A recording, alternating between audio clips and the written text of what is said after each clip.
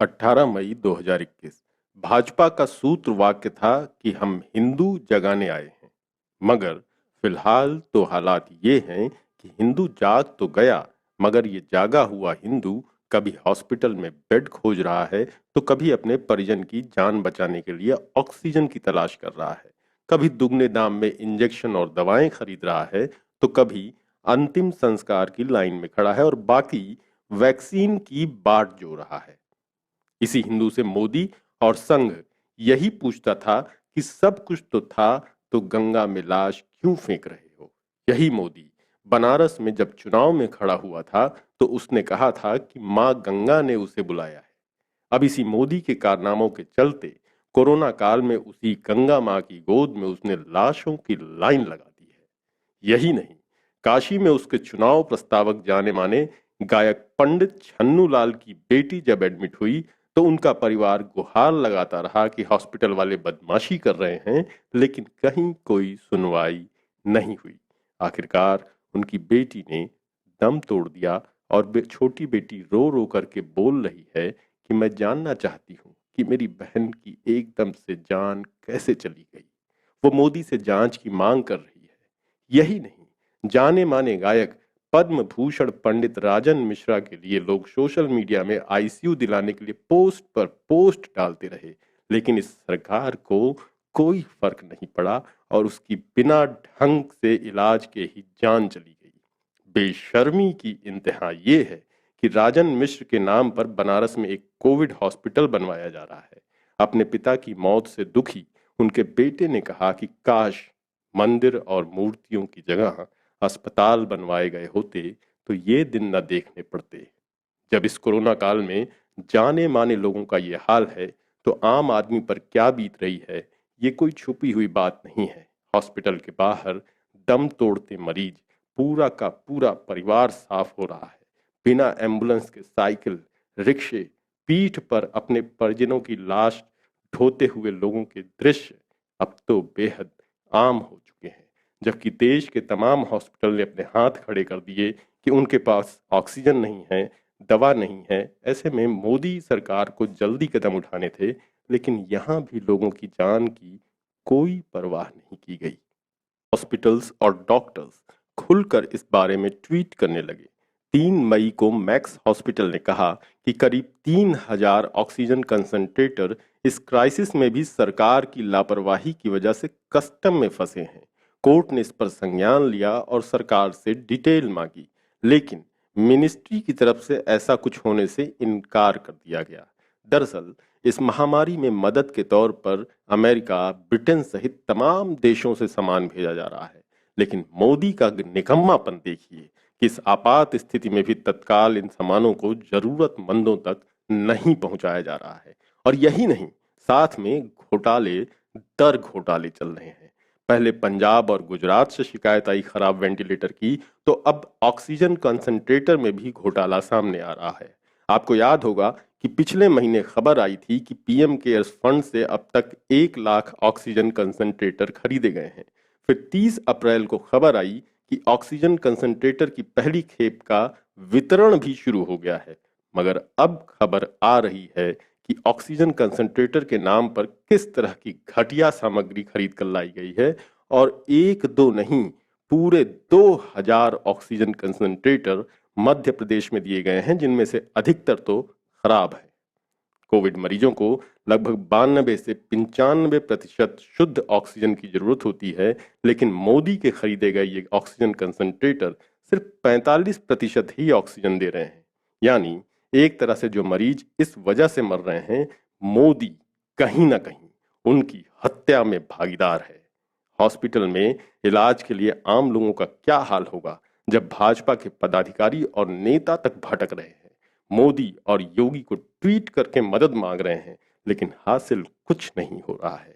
फिरोजाबाद के जसराना के विधायक राम गोपाल उर्फ पप्पू लोधी और उनकी पत्नी संध्या लोधी संक्रमित होने के बाद बेड के लिए दर दर भटकते रहे और अंत में डीएम ने उन्हें बड़ी मुश्किल से बेड दिलाया। वहीं आरएसएस के पूर्व सरसंघचालक रज्जू भैया के पोते की भी मुश्किल हालात में डेथ हो गई। तमाम संघ और भाजपा के भक्तों का इसी वजह से मोह भंग भी हो गया। उज्जैन में भाजपा मंडल अध्यक्ष जितेंद्र शिरे की ऑक्सीजन की कमी से मौत हो गई थी और उसके बाद सांसद अनिल फिरोजिया की पत्नी और बच्चों को सांत्वना देने आए तो उनकी पत्नी और बहन ने ऐसी लताड़ लगाई कि ये सांसद महोदय उल्टे पांव भाग खड़े हुए।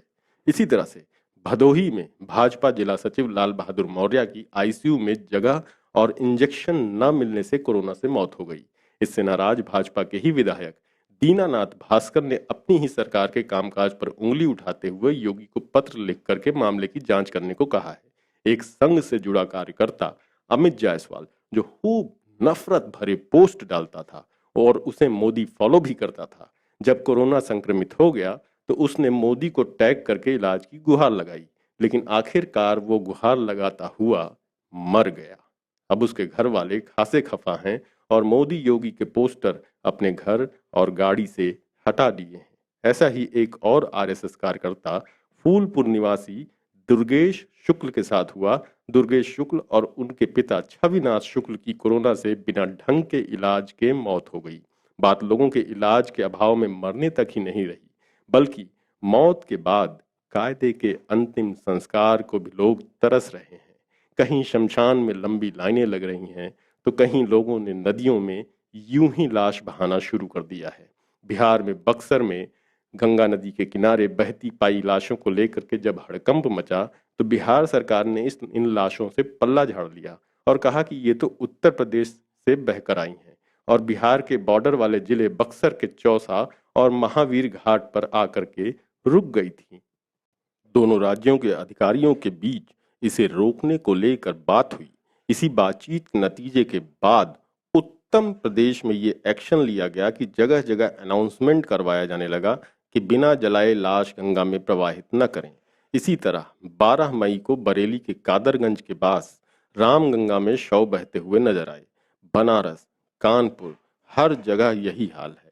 जब हर जगह ऐसी लाशों की तस्वीरें वायरल होने लगी तब घाट के किनारे सख्ती हुई।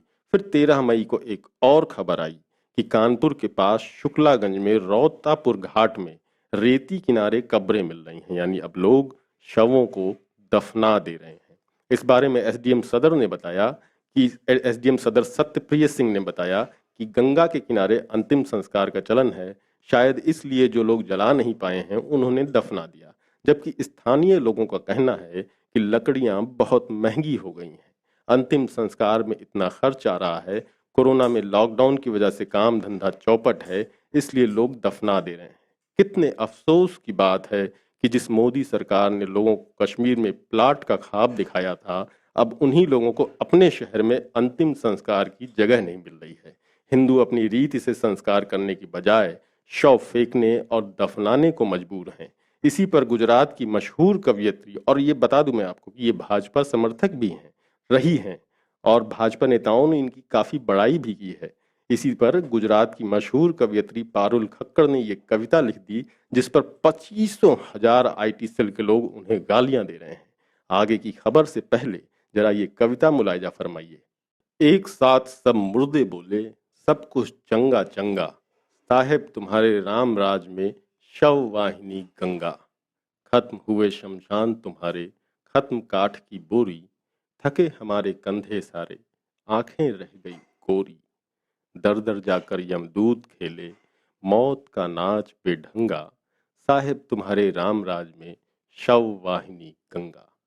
नित लगातार जलती चिताएं, राहत मांगे पल भर, नित लगातार टूटे चूड़ियां, कुटती छाती घर घर।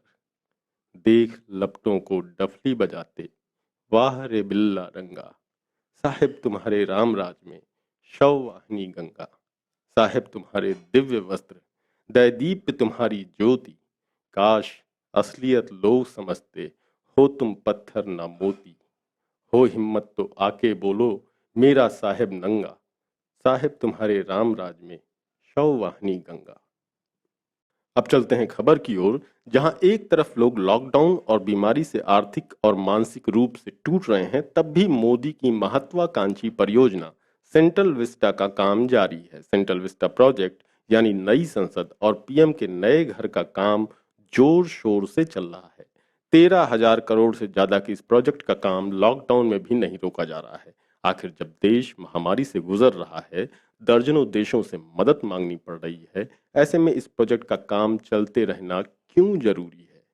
जबकि मोदी सरकार ने इसे असेंशियल सर्विसेज में डाल दिया है, यानी कि लॉकडाउन में जब देश बंदी है तब भी इसका काम चलता रहेगा। कुल मिलाकर आम आदमी को सड़कों पर मरने के लिए छोड़ दिया गया है और मोदी सिर्फ अपनी इमेज बिल्डिंग बना रहा है। भाजपा आईटी सेल से इन हालात की सफाई में तमाम मैसेज फॉरवर्ड किए जा रहे हैं, फर्जी मैसेजेस। जबकि दूसरी तरफ विदेशी मीडिया लगातार मोदी की आलोचना कर रही है, लेकिन यहाँ की गोदी मीडिया उनके पक्ष में दलील दर दलील पेश कर रहा है। भाजपा के पक्ष में लगातार बोलने वाले मुकेश खन्ना अपनी बहन के मौत के बाद कह रहे हैं कि वो पहली बार हिल गए हैं। अनुपम खेर ने भले ही झूठ बोला, मगर वो भी बोला कि सरकार को इमेज बिल्डिंग के बारे में न सोचकर काम भी करना चाहिए। यानी भक्तों की आंख पर पड़ा पर्दा भी धीरे धीरे खिसक रहा है। यही वजह है कि रिजाइन मोदी ट्विटर पर टॉप ट्रेंड लगातार कर रहा है और लगातार लापता भारत सरकार के पोस्टर बन रहे हैं।